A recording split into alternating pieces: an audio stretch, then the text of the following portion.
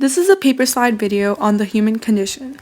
Basically, I'm going to be talking about how time has a great impact on the human condition. Starting off with what human condition is, well, it allows us to make thematic concerns about the human nature, human society, or how we live our lives.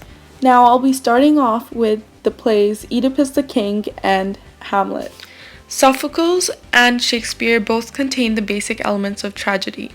Although the Shakespearean tragedy expanded its setting far beyond that of the ancient Greek tragedy, the tragic hero of Hamlet finds himself burdened with the task of avenging his father's death from the start of the play, and is not himself the source of the pollution of regicide, while Oedipus is of course the unwitting fashioner of his own doom, which is unveiled to him through recognition and repentance. Now the city suffers because of the pollution of Oedipus. An irony is shown when Oedipus suggests that by avenging Lewis, he will protect himself, or that by getting children upon Jocasto, the dead king's wife, he will be taking the place of the son of Lewis, which unknowingly is himself. The irony reaches its peak when Oedipus calls on the prophet Tiresias to help uncover the murder of Lewis and seek an cure to the plague. The metaphor of vision is ironic in that the blind Tiresias can see what the seemingly brilliant Oedipus has overlooked, namely the king's crimes of incest and murder.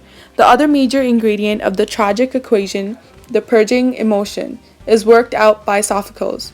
The hubris of Oedipus is demolished when he confides in Jocasto concerning the predictions of the seer Tiresias. She tells him the story of the murder of Lewis, and as she speaks, Oedipus comes to recognize the scene and circumstances of the regicide as being the same as those encountered on the road to Thebes.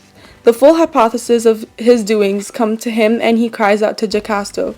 However, when he faces the shepherd who had found the child Oedipus, and who now reveals that the child was the same infant who was cast out to the wolves by Lewis, Lewis had feared the fulfillment of a prophecy that he would die by his own son's hand.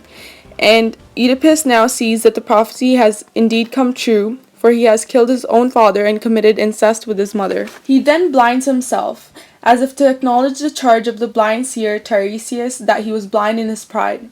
Hamlet treats the crime of regicide from a somewhat different point of view, and the young hero becomes a tragic figure, less through the sin of pride than through his character flaw. Now talking about Hamlet and A Streetcar Named Desire.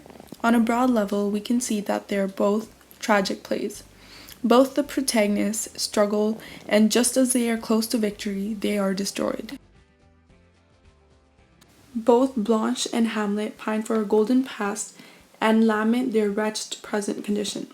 Hamlet clings to his memories of his father. He tries to show his mother how poor and inadequate his uncle is as a present king compared to the virtues of his dead father.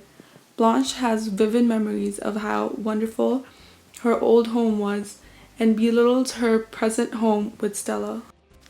Now moving on to Hamlet and his soliloquy. Let us go in together and still your fingers on your lips, I pray. The time is out of joint, O cursed spite, that ever I was born to set it right. Nay, come, let's go together. To Hamlet, the state of affairs in Denmark resembles a dislocated shoulder, out of joint. He sees himself as the physician who will have to operate on the crippled kingdom not just by setting the bones, but also by removing a cancer, King Claudius. The Dor Dane mutters these sentiments after encountering his father's ghost.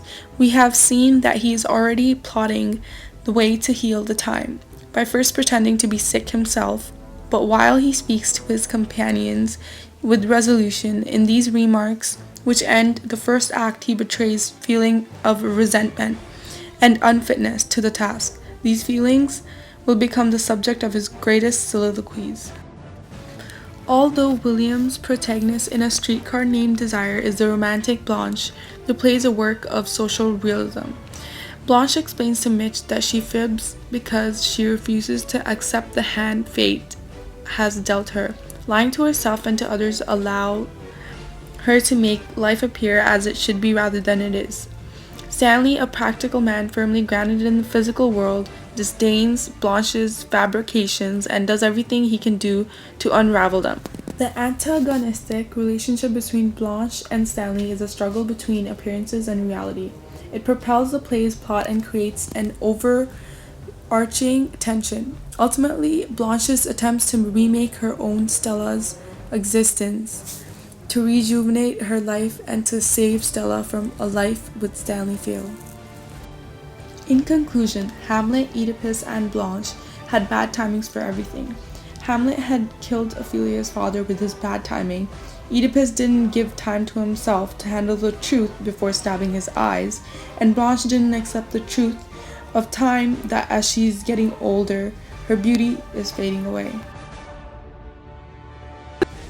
Lastly, as Mahatma Gandhi says, if patience is worth anything, it must endure to the end of time, and a living faith will last in the midst of the blackest storm.